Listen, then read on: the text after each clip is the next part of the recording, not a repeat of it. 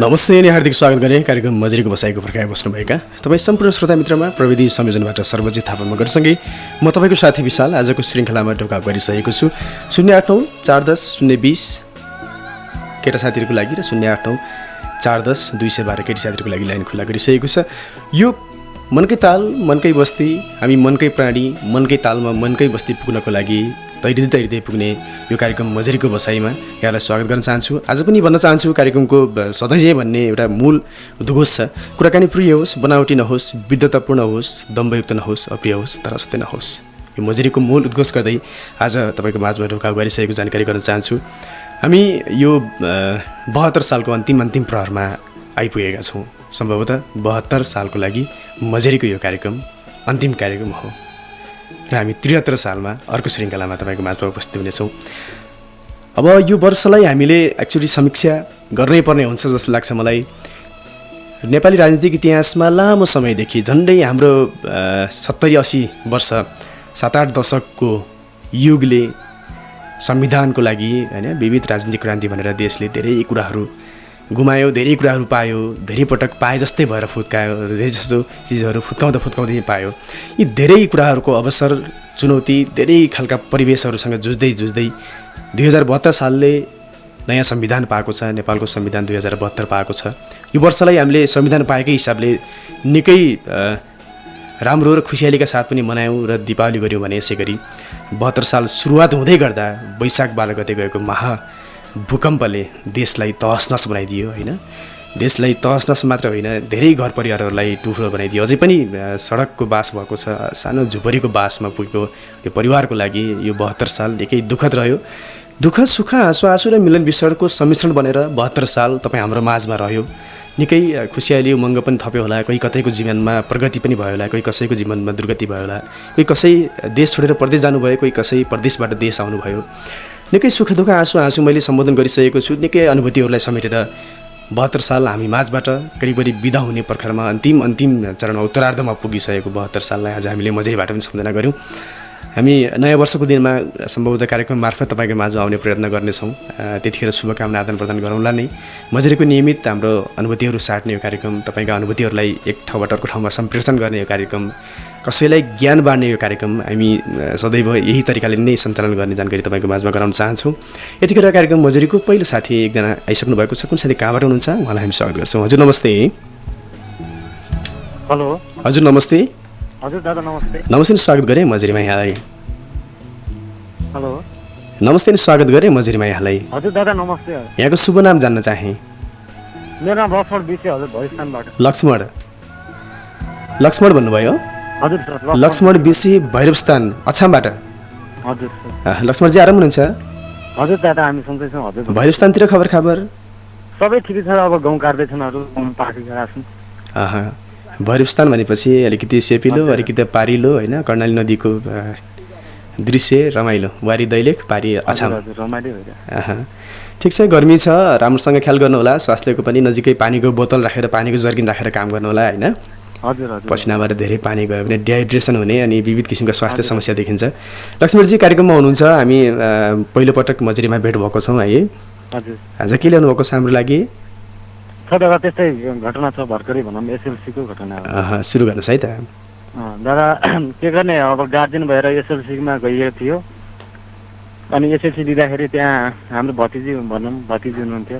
अनि एसएलसी दिँदाखेरि ठ्याक्क बिरामी हुने कि इक्जाम दिन सुरु गर्दाखेरि ठ्याक्क फ्यान्टो भए जस्तो हुने अनि कस्तो बौलिने होइन। त्यस्तो हुँदा उसको पनि भविष्य अलिक नराम्रो जस्तो भयो होइन। अब इक्जाम आइरहेको अवस्थामा त्यस्तो भयो, अलिक नराम्रो लाग्यो। त्यस्तै हो दादा, त्यस्तै कसैलाई पनि नहोस् भन्न चाहन्छु दादा। यस्तो लक्ष्मणजी नराम्रो मात्र लाग्यो कि कारण के पहिल्याउने कोसिस गर्नुभयो, त्यस्तो किन भयो भनेर? हो त्यसको कारण त गरियो हजुर। अब रातारात पनि गयो, धामी झाँक्री पनि अब हाम्रो गाउँघरतिर अब धामी झाँक्री नै बढी छ भनौँ। अब त्यो धामी झाँक्री ल्याउने पनि गरियो। त्यस्तो गर्दा गर्दै कहिलेकाहीँ अब सन्चो भए जस्तो गर्ने फेरि चालु भइहाल्ने, बिहान साँझतिर त्यस्तो उस्तो गरेर बहुत समस्या पार्यो कि दादा। त्यो भइसकेपछि अब उपचारको विधिको कुरामा होइन, अब धामी झाँक्री गर्नुभयो होला, नजिकको स्वास्थ्य चौक ल्याउने प्रयास गर्नुभयो होला, मेडिकल लग्नुभयो होला। तर मैले के जान्न चाहेको भने लक्ष्मणजी, खास गरी त्यो हुनको कारण त मानसिक तनाव पनि होला नि एउटा होइन। हजुर मानसिक तनाव पनि हो। अब भूत भन्ने जस्तो पनि हुनसक्छ दादा। अब केही निगरी थाहा भएन भनौँ। ठिक छ लक्ष्मणजी, कार्यक्रममा आइदिनु भयो। यहाँले आफ्नो नजिक देखेको कुरा हाम्रो माझमा राख्नुभयो। हामी छोड्छौँ यतिखेर है त। ओके, यतिखेर हाम्रो माझमा लक्ष्मण बिसी हुनुहुन्थ्यो, छाम भैरव स्थानको साथी हुनुहुन्थ्यो। मैले जान्न चाहेको कुरा चाहिँ के थियो भने खास गरी अब एसएलसी दिन थाल्नुभएका बालबालिकाहरू, खास गरी अब 13-14 वर्ष, 15 वर्ष, 17-18 वर्ष होइन, यस त्यो खालको जुन विराम देखियो उहाँमा, परीक्षा भन्ने बित्तिकै, पढाइ भन्ने बित्तिकै होइन, मुर्छा पर्ने, अचेतना हुने, त्यो भनेको मलाई लाग्छ पढाइप्रति उहाँको संवेदनशीलता अलिक बढी नै हो जस्तो लाग्छ। अलिकति बढी सिरियस भएर उहाँले होइन, घर परिवारको पनि एक किसिमको दबाब हुनुपर्छ, तैँले यसरी जसरी भए पनि एसएलसी पास हुनैपर्छ, फर्स्ट डिभिजन ल्याउनै पर्छ होइन, ए ग्रेड बी ग्रेड आउनै पर्छ। तल्लो छिमेकीले पास गरेर डिग्री पढिसक्यो, तैँले के गरिरहेछस् होइन, सबैको छिमेकीले पास भयो भने त फेल भएछ भने के गर्छिस्, त फेल भएछ भने तेरो म बिहे गरिदिन्छु, त फेल भएछ भने तँलाई म घरबाट लखडिदिन्छु, त फेल भएछ भने तेरो कामै छैन, तेरो जिन्दगी नै बर्बाद हुन्छ, त खत्तम भइहाल्छिस् भनेर परिवारले या ऊ कसैले उसलाई त्यो किसिमको दबाब दिइरहेको हुनसक्छ, या उसले आफूले पनि त्यो खालको महसुस गरेको हुन्छ नि, हिंताबोध हुन्छ नि, आफूलाई ह्युमिलेसन फिल भएको हुनसक्छ उसलाई। त्यो कारणले गर्दाखेरि मुर्छा नहुने होइन। अब त्योभन्दा बाँकी कुराहरू त मेन्टल्ली कुनै समस्याहरू, रोगहरू पनि हुनसक्छ होइन, त्योभन्दा अरू कारण पनि हुनसक्छ। तर सामान्यतया पढाइ भन्ने बित्तिकै एलर्जी टाइपको देखिने, मान्छेमा ध्यान बाहिर विकेन्द्रित हुने कुराहरू चाहिँ उसले तनाव चाहिँ बढी लिएर, पढाइप्रतिको संवेदनशीलतालाई बढी लिएर हुनसक्छ।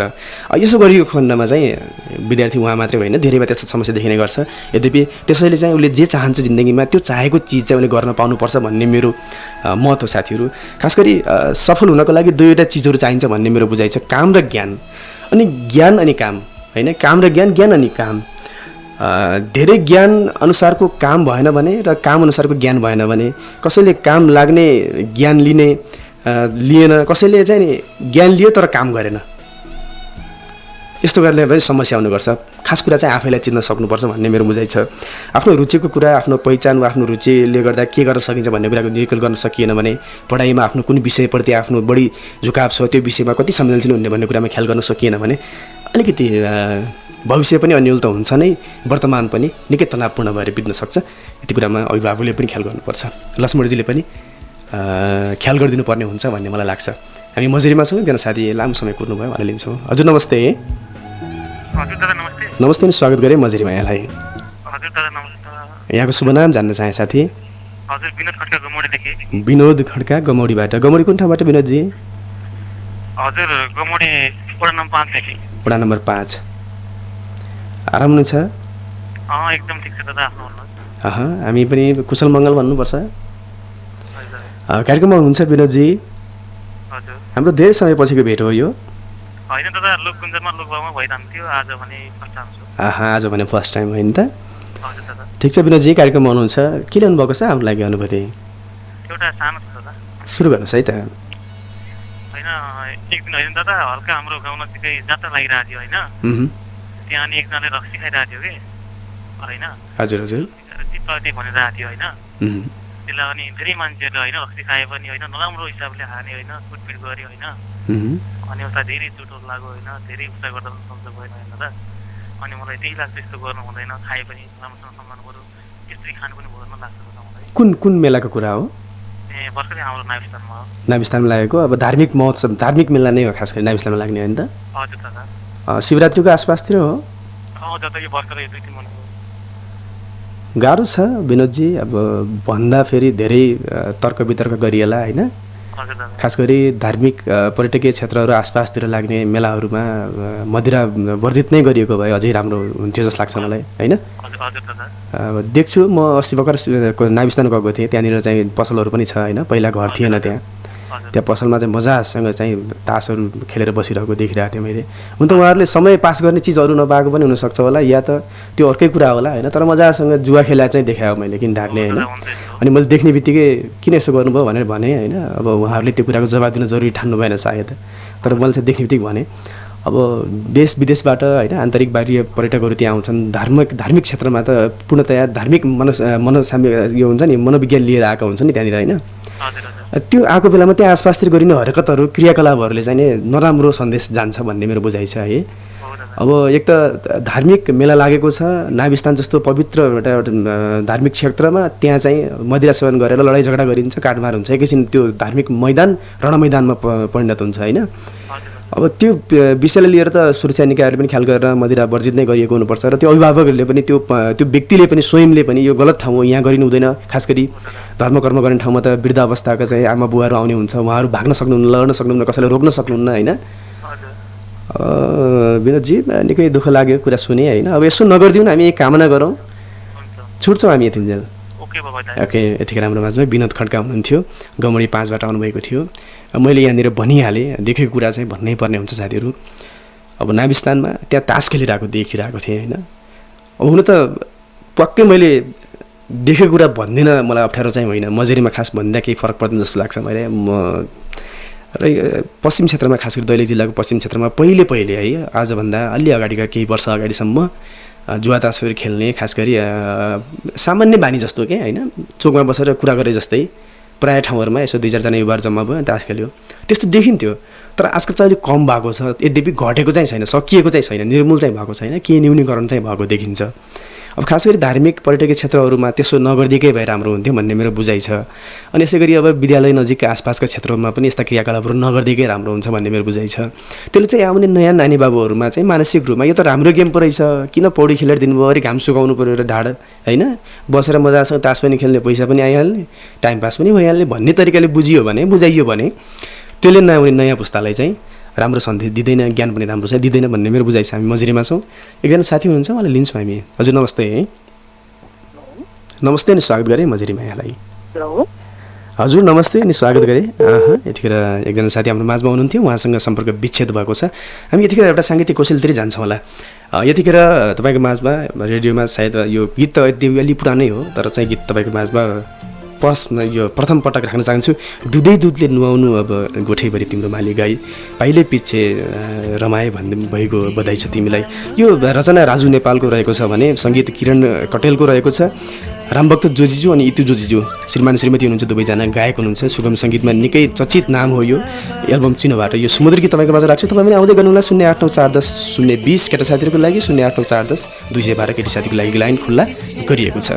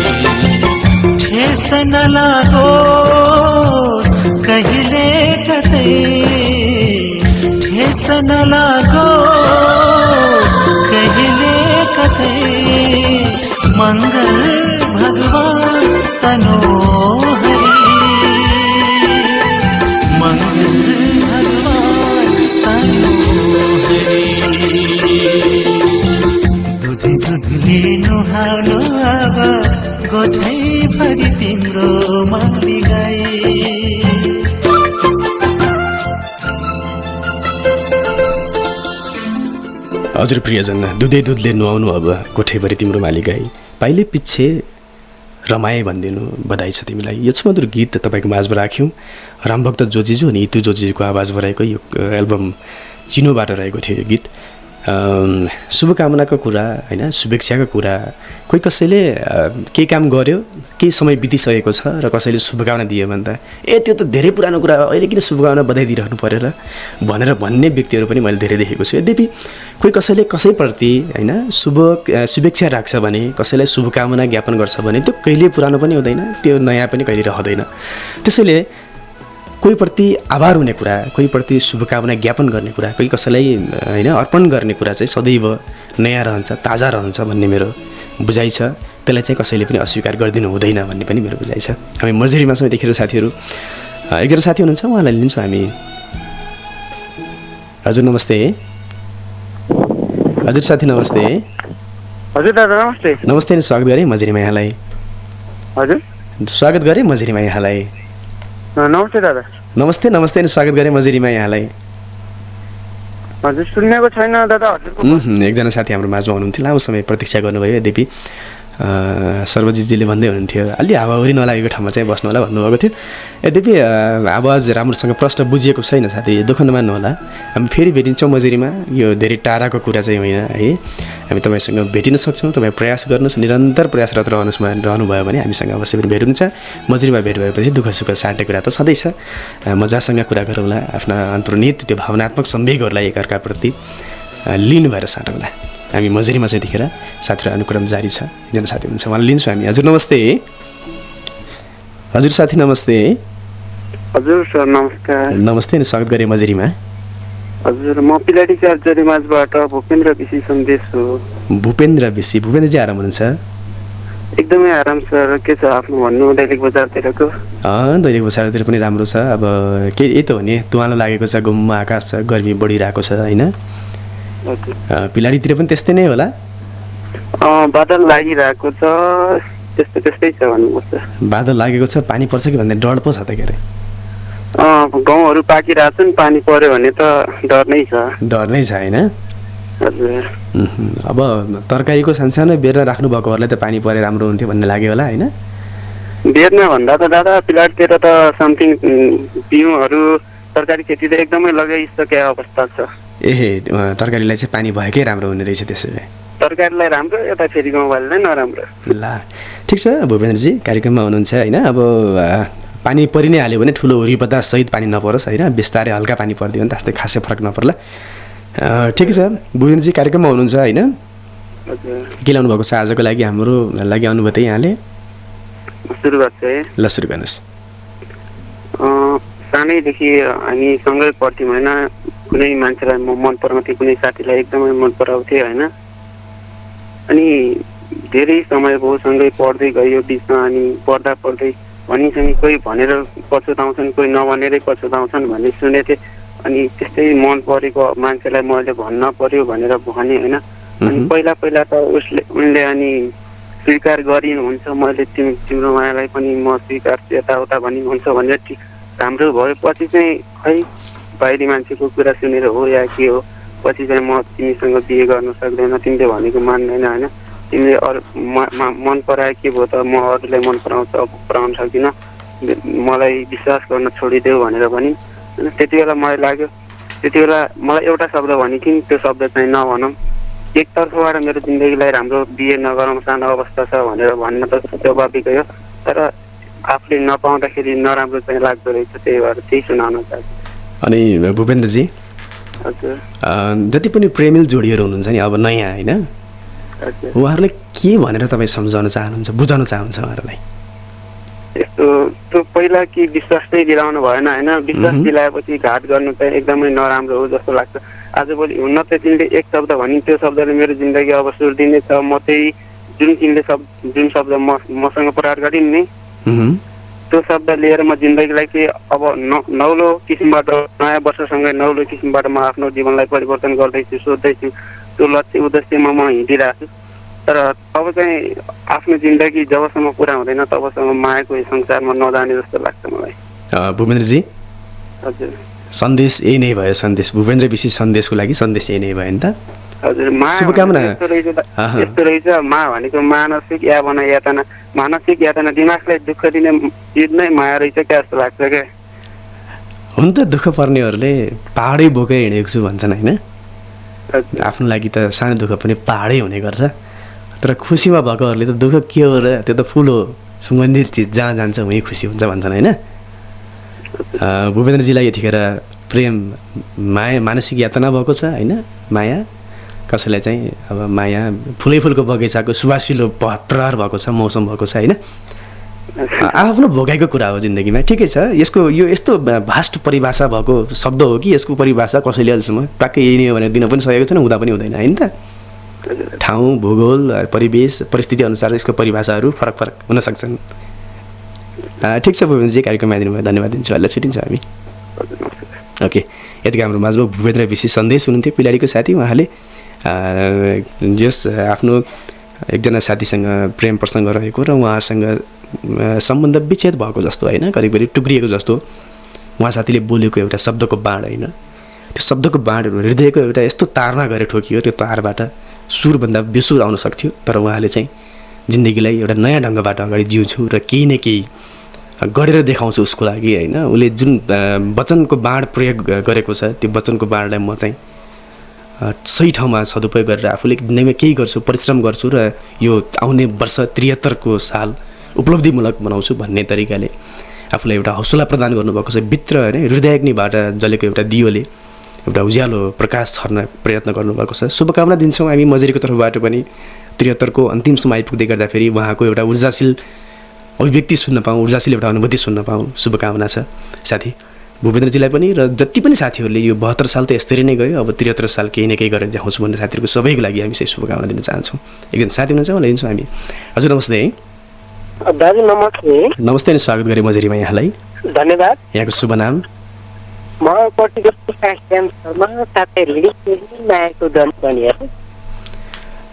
कटिको साथी रेडियो प्रेमी साथी हुनुहुन्छ, उहाँसँग अघिल्लो श्रृङ्खलामा पनि कुरा गर्न यस्तै नै असहज महसुस भएको थियो हामीलाई।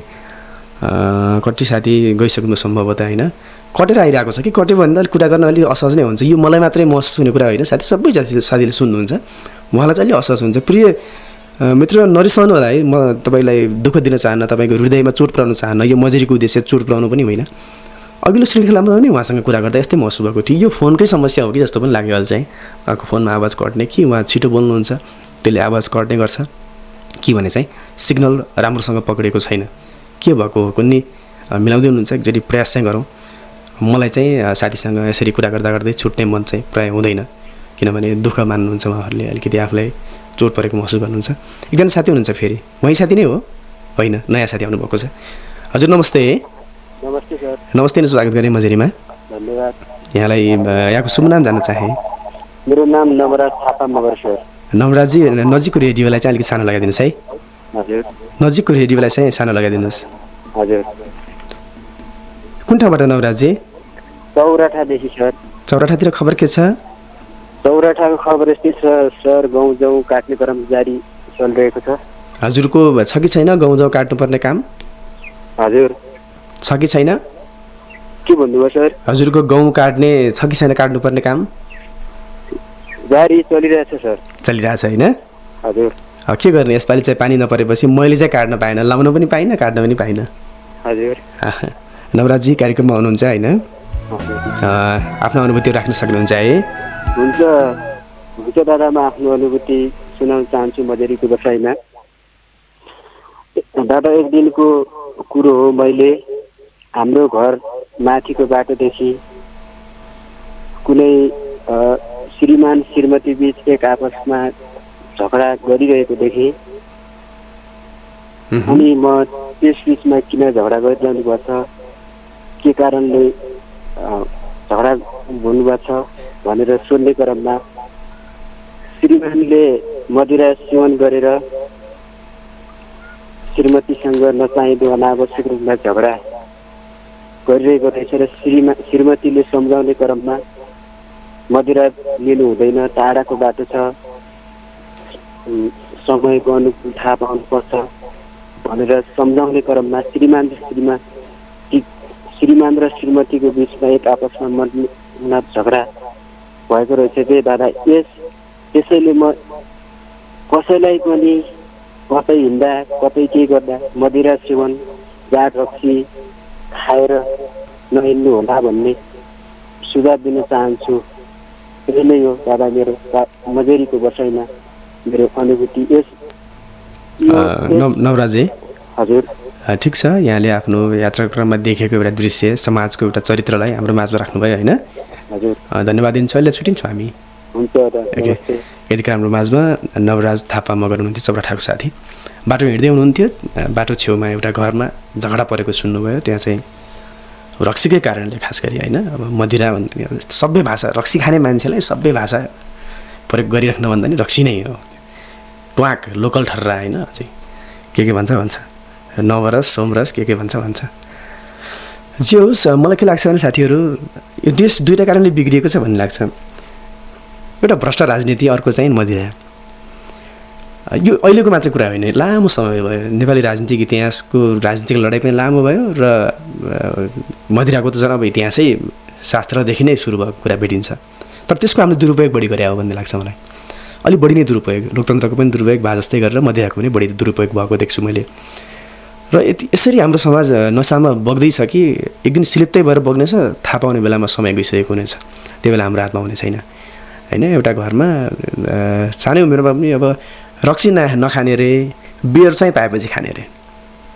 बियर भनेको निकै सभ्य चिज रे फेरि होइन। त्यस्तो पनि देखाएको छु मैले। अब यो ढुन्का सुनका होइन के यो रसलान के भन्ने विविध किसिमका मदिराका प्रजातिहरू भनौँ न, अझै परिकारहरू पाइने गर्छ। त्यो खाने अनि त्यो नखाने उमेर समूह निकै कम देख्छु मैले। धेरैले खाने गर्छ, खास गरी केटादेखि लिएर केटीहरूले पनि आजकल खाने गरेको मैले पाएको छु। अब त्यसले गर्दाखेरि चाहिँ हाम्रो एउटा समाजको एउटा निश्चित वर्ग, एउटा निश्चित उमेरको एउटा वर्ग एक दिन त्यो नसामा डुबिसकेको हुनेछ र त्यतिखेर निकै ढिलो भइसकेको हुनेछ र समाज त्यो माथि हुन्छ नि के अघिल्लो गतिर अग्रसर नभएर झन् दुर्गति प्रगति नभएर दुर्गतितिर जाने निश्चित छ। हामी अहिले समयमै सचेत बनाऊँ। समयमै सचेत भएन भने पछि समय गइसकेपछि त्यो पुरोमा हात राखेर पछुताउनु कुनै अर्थ हुँदैन।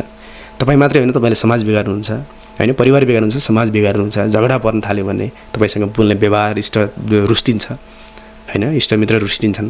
तपाईँको आर्थिक स्थिति कमजोर हुँदै जान्छ। को रक्सी खाएर ठुलो मान्छे भएको छ? एकजना साथीले भनिदिनुहोस् त। कोही भएको छैन। रक्सी खाएर ठुलो मान्छे कोही पनि बन्दैन।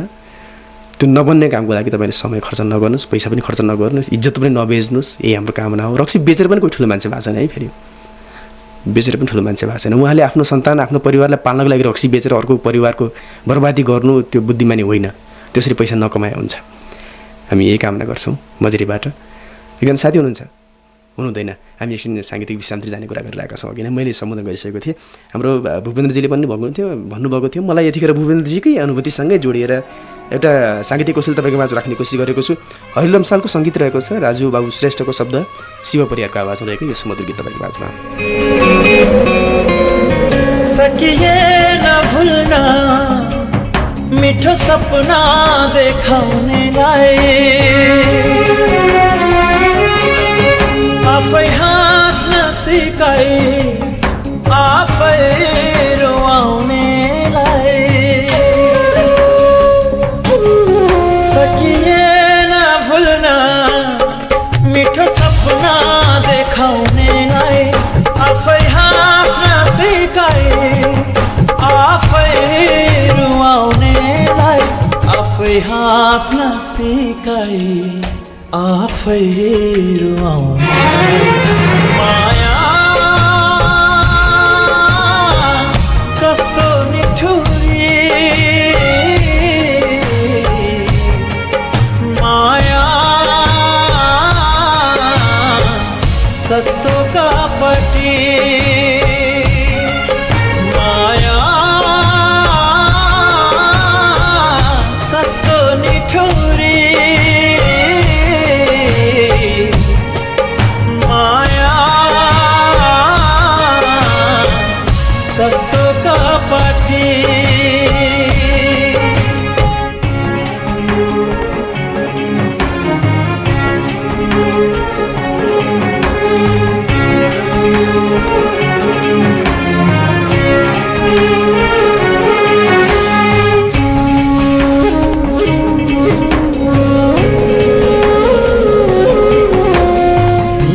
दिएको चोटा कहाँ देखियो र तिम्रो अन्तर्घातको कथा कहाँ देखियो र सधैँभरि सम्झिरहेछु नाता टुटाउनेलाई अझै माया गरिरहेछु छाती दुखाउनेलाई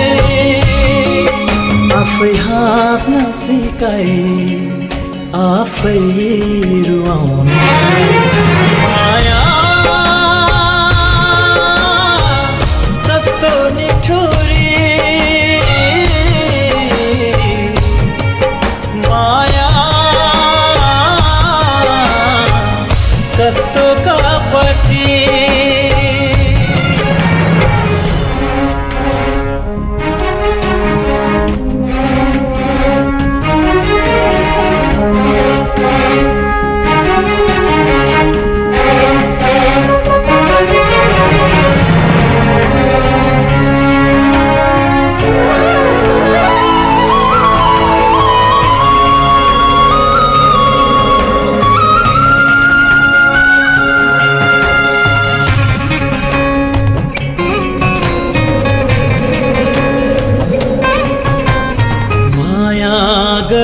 काखमा राखी छुरा चलाएछौ फकाई फकाई रूपमा चढाई फेदर ढलाएछौ घरि घरि सम्झिरहेछु बासै उठाउनेलाई अझै आफ्नै ठानिरहेछु मुटु फुटाउनेलाई आफै हाँस्न सिकाई आफै रुवाउने माया कस्तो निठुरी माया हजुर प्रियजन, सकिएन भुल्न मिठो सपना देखाउनलाई आफै हाँस्न सिकाई आफै रुवाउनलाई शिव परियारको आवाजमा रहेको हरि लम्सालको यो सङ्गीत अनि राजुबाबु श्रेष्ठको शब्द रहेको यो गीत तपाईँको माझमा राख्यौँ। निकै मार्मिक गीत थियो। मजुरीमा तपाईँको माझमा राखेँ। हामी मजुरीमा छौँ, निकै लामो समयदेखि प्रतीक्षारत हुनुहुन्छ हरिरेग्मी सानु, होइन? उहाँलाई म कार्यक्रममा स्वागत गर्छु। हजुर नमस्ते। नमस्कार। नमस्ते, स्वागत गरेँ मजुरीमा यहाँलाई। धन्यवाद। अब मैले अघि नाम सम्बोधन गरिसकेँ, अब नाम सुधिराख्नु जरुरी पनि भएन, होइन त? हजुर। ठिक छ। मैले यो गीत बजिरहेको बेलामा एकचोटि अफेयर पनि कुरा गरेँ, त्यसैले मैले यहाँ नाम सम्बोधन गरेको छु। हजुर। हरि कार्यक्रममा भेट भएको छ, यतिखेर सुर्खेत पुगिसकेको जानकारी प्राप्त भयो, होइन? एकदमै दादा, म हिजोसम्म दार्जिलिङमा थिएँ भने आज म सुर्खेतमा छु भनेर पनि भन्न चाहन्छु।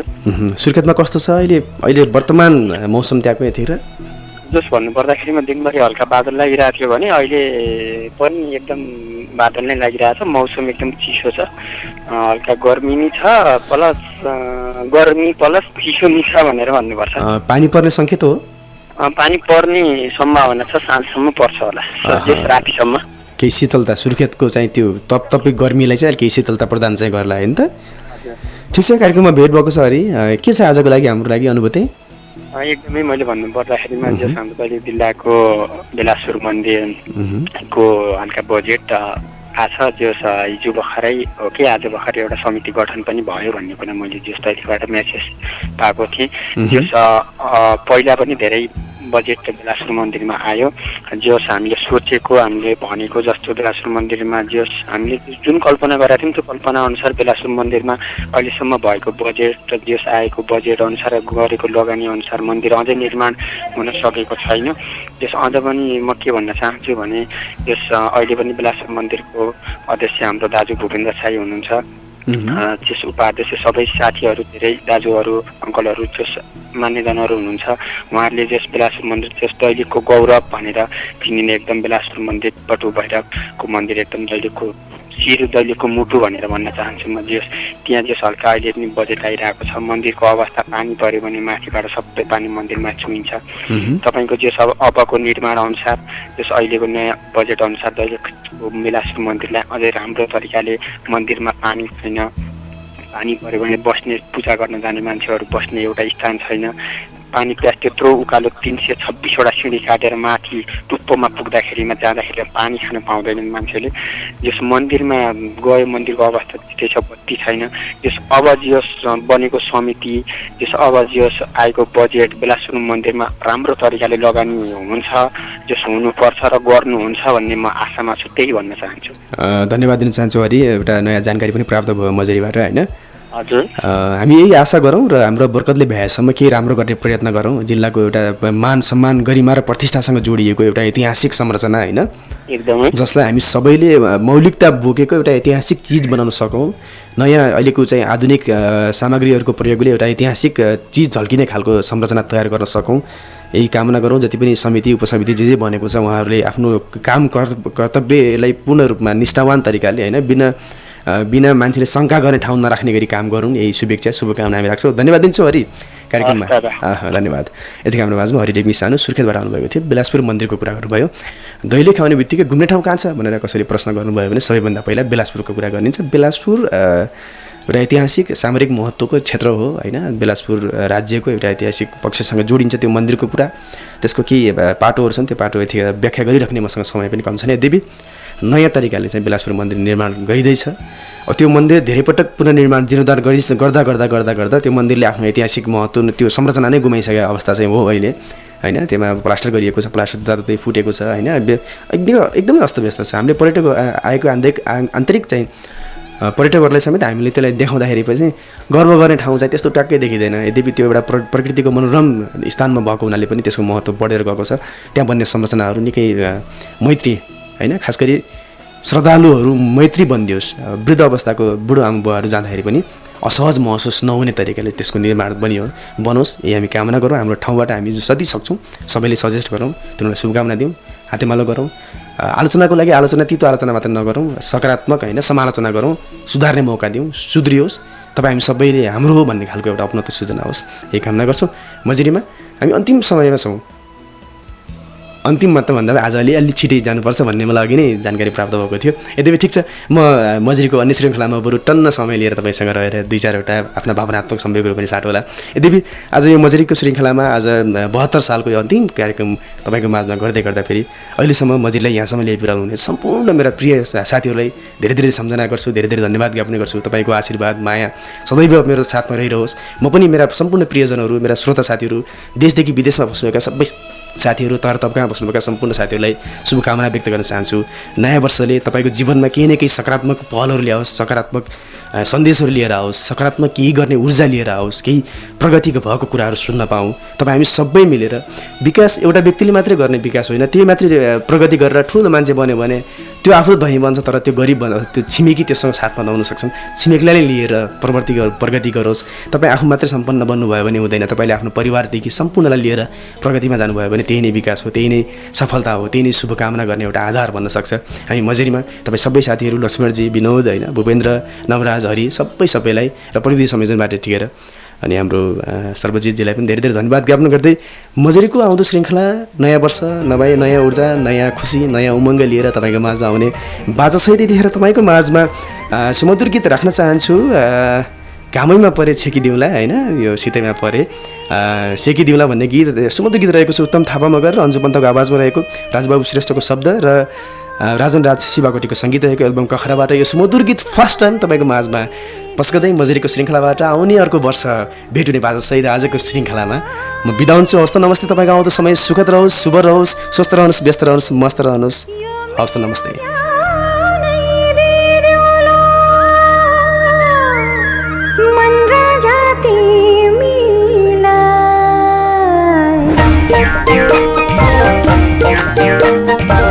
घामैमा परे छेकी है दिउला, शीतैमा परे सेकी दिउला। घामैमा परे छेकी है दिउला, शीतैमा परे सेकी दिउला। परिमाए हाँसी हाँसी यो मेरो जाने दिदिउला। मन जाति मिला, मन जाति मिला, मन जाति मिला, मन जाति मिला। पानी है परे साथै बनौला हुरी है आए उत दिउँला मायाको लागि ज्यानभन्दा ठुलो यो मेरो मनै दिदिउला ज्यान माया तिमीलाई